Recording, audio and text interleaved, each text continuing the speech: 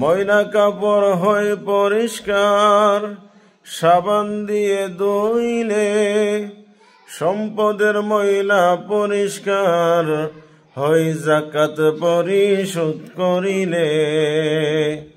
ধন দিছেন রব্বুল আলামিন, তাতে আছে গরিবের ঋণ। ধন দিছেন রব্বুল আলামিন, তাতে আছে গরিবের ঋণ। ঋণ পরিশোধ করলে তবে পাইবারে নাজাত। আদায় করো মুমিন তোমার সম্পদের যাকাত। পড়ছো নামাজ রাকাত রাকাত, জিকির আর কোরআন তিলাওয়াত। কত মুমিন বুকে রেখে হাত,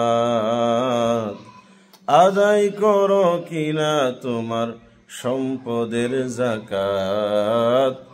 আদায় করো কিনা তোমার সম্পদের যাকাত।